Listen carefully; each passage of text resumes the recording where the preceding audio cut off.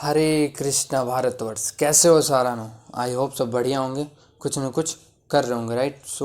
आज हम डिस्कस करने वाले हैं इंडियन ज्योग्राफी क्वेश्चन सीरीज। जी हाँ, टॉप 30 ज्योग्राफी क्वेश्चन। और कहने को टॉप 30 है, बट इसमें हम एडिशनल इन्फॉर्मेशन बहुत ज़्यादा ऐड करेंगे, तो लगभग 50 क्वेश्चन से ज़्यादा ही होंगे।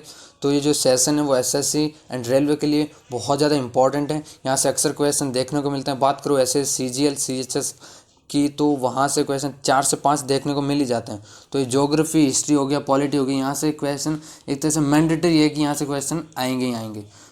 ये जो सेशन है बहुत इंपॉर्टेंट होने वाला है। बढ़ते हैं सेशन के, without wasting any time let's get started. First question हमारे स्क्रीन के सामने है, जैसे कि आप देख रहे हो कि रामगंगा नदी जो है किस में गिरती है। जी हाँ, आपने रामगंगा नदी नाम सुना होगा। तो जो रामगंगा नदी है वो गंगा नदी में गिरती है। यानी जो रामगंगा नदी गंगा नदी में कहाँ पर गिरती है, कहाँ मिलती है गंगा नदी में जाकर, तो याद रखना एक स्थान है कन्नौज। जी हाँ, कन्नौज में रामगंगा नदी गंगा नदी में मिल जाती है। नेक्स्ट है, भारत के कितने प्रतिशत भाग पर जलोढ़ मिट्टी पाई जाती है। तो बता दूं, भारत के 43%, ये अप्रॉक्सीमेटली बात करूं तो 40% जो भारत का भाग है उसमें जलोढ़ मिट्टी पाई जाती है। और भारत में पाई जाने वाली सर्वाधिक क्षेत्रफल में मिट्टी कौन सी है, तो वो याद रखना जलोढ़ मिट्टी है जो सर्वाधिक रूप से पाई जाती है। काफ़ी इंपॉर्टेंट है, तो ये ध्यान रखना, मिट्टियों से अक्सर क्वेश्चन आता है। नेक्स्ट है, काली मिट्टी का निर्माण कैसे हुआ। जी हाँ, ये आपको इतना रोचक करेगा क्वेश्चन कि जो काली मिट्टी है ना, उसका निर्माण जो हुआ ना, वो हुआ बेसाल्ट चट्टानों के टूटने फूटने से, राइट। यानी जो काली मिट्टी है वो कपास के लिए बहुत इंपॉर्टेंट मानी जाती है। यानी कपास की खेती के लिए अगर सबसे बड़ा एक तो वरदान कह सकते हो काली मिट्टी को। तो जो काली मिट्टी बनी है वो बनी है बेसाल्ट चट्टानों के टूटने फूटने से, इसका निर्माण हुआ है।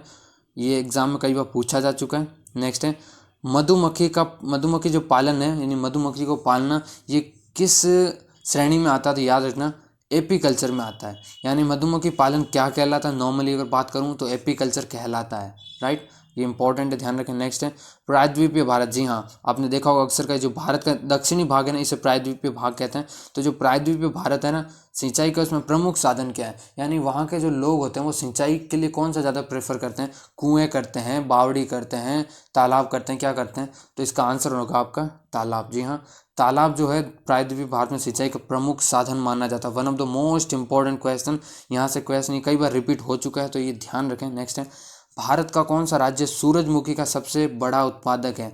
तो जो सूरजमुखी है उसका सबसे बड़ा उत्पादक कर्नाटका है। जी हाँ, कर्नाटका। और यहाँ पर बात होती है कि सोयाबीन का सबसे बड़ा उत्पादक, तो याद रखना सोयाबीन का मध्य प्रदेश हो जाता। नेक्स्ट है, अमृत क्रांति। जी हाँ, अमृत क्रांति आपने नाम सुना होगा कि जो क्रांति है, जैसे बादामी क्रांति हो गई, लाल क्रांति हो गई, पीली क्रांति हो गई, तो सब क्रांति का संबंध किससे है, तो यार पीली क्रांति पूछे तो सरसों हो जाएगा, लेकिन फिलहाल डिस्कस कर रहे हैं अमृत क्रांति। जी हाँ, अमृत क्रांति की बात हुई है तो याद रखना नदी जोड़ो अभियान। जी हाँ, नदी जोड़ो अभियान से है अमृत क्रांति का संबंध। नेक्स्ट है, भिलाई इस्पात संयंत्र की स्थापना किसकी सहायता से की गई थी। तो जो भिलाई इस्पात संयंत्र है उसकी स्थापना याद रखें सोवियत संघ, या कई बार यहाँ पर रूस लिखा हुआ होता है, तो ध्यान रखें, कंफ्यूज नहीं होना। कई बार कैंडिडेट कंफ्यूज हो जाते हैं कि सोवियत संघ और रूस, क्योंकि रूस को पहले सोवियत संघ कहा जाता है तो वर्तमान में रूस कहते हैं, तो ध्यान रखें दोनों एक ही, कंफ्यूज नहीं होना है। यानी भिलाई इस्पात संयंत्र की स्थापना सोवियत संघ की स्थापना से सही सहायता से हुई थी स्थापना इसकी। नेक्स्ट है, कोलकाता मेट्रो रेल की शुरुआत कब हुई। तो जो कोलकाता मेट्रो रेल इसकी शुरुआत हुई थी 24 अक्टूबर 1984। जी हाँ, 1984 सन ज़्यादा इंपॉर्टेंट है, अक्सर सन ही पूछने देखने को मिला एग्जाम में। तो 1984 में कोलकाता मेट्रो रेल की शुरुआत हुई थी भारत में। नेक्स्ट है, एन्नौर बंदरगाह कहाँ स्थित है। जी हाँ, बात करूँ एन्नौर बंदरगाह की, तो वो है भाई साहब तमिलनाडु में। जी हाँ, एन्नौर बंदरगाह तमिलनाडु में स्थित है। याद रखें, अगर बात होती है भारत का सबसे बड़ा बंदरगाह पूछे तो मुंबई बंदरगाह जो सालसवट द्वीप पर स्थित है, याद रखें, है ना। नेक्स्ट है, उकाई परियोजना किस नदी पर स्थित है। तो इसका परियोजना से अक्सर क्वेश्चन आ जाते हैं, बहुउद्देशीय परियोजना जो होती है नदी घाटी परियोजना, उसमें एक परियोजना है उकाई परियोजना, वो किस नदी पर है, तो याद रखें ताप्ती नदी। और ये ताप्ती नदी कहाँ पर गिरती है, तो याद रखें खम्पात की खाड़ी में जाकर ये गिरती है। नेक्स्ट है, जनगणना 2011 के अनुसार सर्वाधिक प्रतिशत वाला केंद्र शासित प्रदेश कौन सा है। तो याद रखें, जो सर्वाधिक प्रतिशत लेकिन केंद्र शासित प्रदेश पूछा तो याद रखें, अगर बात करूँ प्रतिशत के हिसाब से, याद रखना यहाँ प्रतिशत की बात हुई है, बस एक शब्द ही आपको एग्जामिनर कंफ्यूज करने के लिए उसके लिए बहुत है। तो यहाँ पर ध्यान रखना, प्रतिशत की बात हुई तो लक्षद्वीप हो जाएगा। जी हाँ, लक्षद्वीप। नेक्स्ट है भद्रा अभ्यारण्य कहाँ स्थित। जी हाँ, भद्रा अभ्यारण्य की मैं बात करूँ तो ये जो है कर्नाटका, और यहाँ आता है सुंदरवन राष्ट्रीय उद्यान, तो याद रखें वो हो जाएगा पश्चिम बंगाल में। नेक्स्ट है अरब सागर की रानी किसे कहा जाता है। जी हाँ, बात करो अरब सागर की रानी यानी भारत के भौगोलिक उपनाम से ये आया है।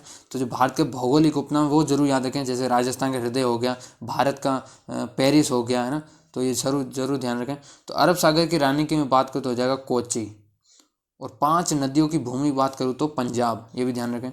तो अरब सागर की रानी की बात हुई तो हो जाएगा कोची। नेक्स्ट है कोची दक्षिण में स्थित है, याद रखें भारत के। नेक्स्ट है भारतीय राज्य मेघालय, ने आपने नाम सुना होगा। जो पूर्वी राज्य मेघालय, असम हो गया, अरुणाचल प्रदेश, नागालैंड, मिजोरम, तो वहाँ से एक राज्य आता है मेघालय, ये भी पूर्वी राज्य है। तो ये कहाँ स्थित है, इसकी मतलब राजधानी पूछी है, तो ये स्थिति अगर पूछे तो याद रखना पूर्वी, स्थिति क्या है, पूर्वी भाग में स्थित है भारत के। लेकिन राजधानी की बात करें तो हो जाएगी शिलांग। जी हाँ, राजधानी शिलांग हो जाएगी। असम की राजधानी पूछे साथ ही साथ याद रखना दिसपुर। नेक्स्ट है कीबुल लामजाओ राष्ट्रीय उद्यान जो है ना वो कहाँ स्थित है। तो अगर मैं बात करूँ कीबुल लामजाओ राष्ट्रीय उद्यान तो वो है मणिपुर। और एक चीज़ इसके बारे में फैक्ट याद रखें, भारत का ये एक तरह से 13वां राष्ट्रीय पार्क है। कैसे, यानी ये जो है मणिपुर में स्थित है, झील है, उसका नाम है लोककटक झील। लोककटक झील के अंदर स्थित है कीबुल लामजाओ राष्ट्रीय उद्यान। भारत का 13वां कह सकते हो ना, क्योंकि ये तैर रहा है यानी बीच में है, इसका कोई सरफेस किसी एक चट्टान से या किसी जमीन से टच नहीं कर रहा है, राइट। नेक्स्ट है जिम कॉर्बेट राष्ट्रीय उद्यान, आपने नाम सुना होगा, उत्तराखंड में स्थित है। तो जिम कॉर्बेट राष्ट्रीय उद्यान है, नैनीताल में है, वैसे उत्तराखंड के नैनीताल जिला है वहाँ पर। लेकिन यहाँ पर क्वेश्चन थोड़ा डिफरेंट है। डिफरेंट कैसे कि जो राष्ट्रीय उद्यान है उसका निर्माण करवाया किसने था, ये नहीं पूछा किस कहाँ स्थित है। तो याद रखना सर मेलकेम हेले। ये बहुत कम लोगों को पता होगा, 99.99% लोगों को पता ही नहीं होगा कि जिम कॉर्बेट राष्ट्रीय उद्यान का निर्माण करवाया किसने था। तो सर मेलकेम हेले। जी हाँ, ये जिस समय भारत आज़ाद नहीं हुआ उससे पहले की बात हो रही है, क्योंकि सबसे एक तरह से भारत का सबसे प्रथम राष्ट्रीय उद्यान माना जाता है ये। नेक्स्ट है केंद्रीय औषधि अनुसंधान संस्थान। जी हाँ, केंद्रीय औषधि अनुसंधान संस्थान की बात हो रही है तो ये हो जाएगा लखनऊ। जी हाँ, ये स्थित कहाँ है, लखनऊ में स्थित है। नेक्स्ट है क्षेत्रफल की दृष्टि से सबसे बड़ा केंद्र शासित प्रदेश कौन सा है। यहाँ पर जनसंख्या की बात नहीं हो रही है, अगर यहाँ पर जनसंख्या की बात होती तो इसका आंसर होता दिल्ली। लेकिन यहाँ बात हो रही है क्षेत्रफल की दृष्टि से, यानी एरिया वाइज बात करें तो अंडमान निकोबार द्वीप समूह जो है वो भारत का सबसे बड़ा केंद्र शासित प्रदेश माना जाता है। और कहाँ पर स्थित है, जो इसकी स्थिति है वो है बंगाल की खाड़ी में। ये कई बार क्वेश्चन रिपीट हो चुका है कि अंडमान निकोबार द्वीप समूह कहाँ स्थित है, तो याद रखना बंगाल की खाड़ी। अगर लक्षद्वीप पूछे तो अरब सागर हो जाएगा।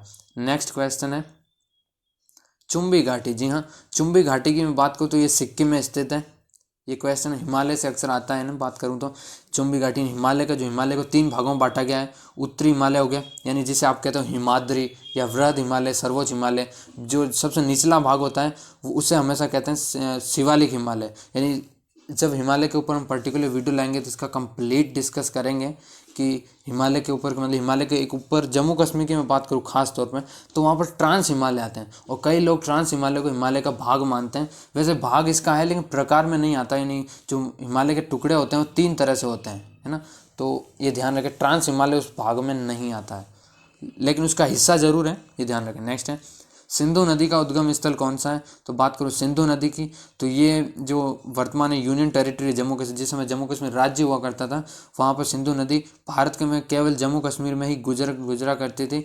उसमें से याद रखें इसका उद्गम स्थल फिलहाल पूछा, याद रखना तिब्बत में मानसरोवर झील के पास सानो ख्याबाब हिमनद से। जी हाँ, तिब्बत में मानसरोवर झील है, उसके सानो ख्याबाब हिमनद से ही निकलती है, यानी इसका उद्गम स्थल है। नेक्स्ट क्वेश्चन हमारे सामने धुआंधार जलप्रपात किस नदी पर स्थित है। जी हाँ, बात हो रही है धुआंधार जलप्रपात की, तो याद रखें धुआंधार जलप्रपात नर्मदा नदी में स्थित है, यानी नर्मदा नदी। और पूछे कि भारत का सबसे ऊंचा जलप्रपात कौन सा है, तो याद रखें जोग या गरसोपा जलप्रपात जो 255 मीटर है, शरावती नदी पर स्थित है कर्नाटका में। इसकी स्थिति का राज्य वाइज पूछे तो। नेक्स्ट है ज्वार एवं बाजरा। जी हाँ, ये भारत की कृषि से क्वेश्चन आया कि ज्वार और बाजरा किस प्रकार की फसलें, वैसे खरीफ रबी जायद ये 3 होती है, इंपॉर्टेंट 2 ये खरीफ रबी, यहीं से क्वेश्चन आते हैं। तो खरीफ की फसल मानी जाती है, और याद रखें जो खरीफ की फसल है उसकी जो बुवाई है जून जुलाई माह में की जाती है, अक्टूबर नवंबर में काट ली जाती है। लेकिन अक्टूबर नवंबर माह में जो रबी की फसल है उसकी बुवाई होती है मार्च अप्रैल में, वो लगभग मार्च में पूरा कंप्लीट हो जाता है, वो थोड़ा बहुत प्रोसेस होता है वो अप्रैल में जाकर होता है। नेक्स्ट क्वेश्चन हमारे सामने, बोकारो स्टील प्लांट की स्थापना कब की गई थी? तो 1964 में की गई थी बोकारो स्टील प्लांट की। नेक्स्ट है, भारत का कौन सा राज्य यूरेनियम का सबसे बड़ा उत्पादक है? तो यूरेनियम की बात हो रही है तो झारखंड का नाम ना आए तो बहुत गलत बात हो जाएगी। तो जो भारत का एक राज्य है झारखंड, जिसकी राजधानी याद है रांची, वहाँ यूरेनियम का सबसे बड़ा भंडार माना जाता है वो। नेक्स्ट है, लाल बहादुर शास्त्री अंतर्राष्ट्रीय हवाई अड्डा कहाँ स्थित है? वो स्थित है वाराणसी। जी हाँ, वाराणसी में स्थित है। नेक्स्ट है, प्रयागराज का प्राचीन नाम क्या था? तो बता दो, जो प्रयागराज है उसका प्राचीन नाम था इलाहाबाद, जो है उत्तर प्रदेश में, वही नाम बदला गया है। तो प्राचीन नाम, नवीनतम नाम जरूर ध्यान रखें। नेक्स्ट है, पुष्कर नामक पर्वतीय नगर कहाँ स्थित है? तो जो पुष्कर नामक पर्वतीय नगर है या अजमेर नामक पर्वतीय नगर है वो राजस्थान में स्थित है। राजस्थान में एक जिला आता अजमेर, उसी में पुष्कर स्थित है। नेक्स्ट है, भारत की कौन सी नदी सबसे अधिक मार्ग बदलने के लिए प्रसिद्ध है? तो बता दूं, ये जो नदियों के मामले में क्वेश्चन अक्सर रिपीट हो चुका है क्वेश्चन, तो कोसी नदी जो है अपना सर्वाधिक मार्ग बदलती है, इसलिए इसे सर्वाधिक मार्ग बदलने वाली नदी भी कहा जाता है, इसका उपनाम कह दो। और आज का आखिरी क्वेश्चन, जी हाँ, कि सुंदरवन या मैंग्रोव वन, जी हाँ, सुंदरवन या मैंग्रोव वन जो है वो कहाँ पाए जाते हैं? तो बेसिकली पाए तो जाते हैं पश्चिम बंगाल में, लेकिन पश्चिम बंगाल का जो भाग है डेल्टा ही पश्चिम बंगाल के, ये वन देखने को मिलते हैं, यानी सुंदरवन कह दो या मैंग्रोव वन, ये देखने को मिलते हैं पश्चिम बंगाल में। सो आज के लिए बस इतना ही, मिलते हैं किसी और नेक्स्ट वीडियो में। सेशन कैसा लगा? आई होप आपने सेशन में एंजॉय किया होगा। सो मिलते हैं किसी नेक्स्ट वीडियो में, तब तक के लिए till then have a nice day, bye bye, take care.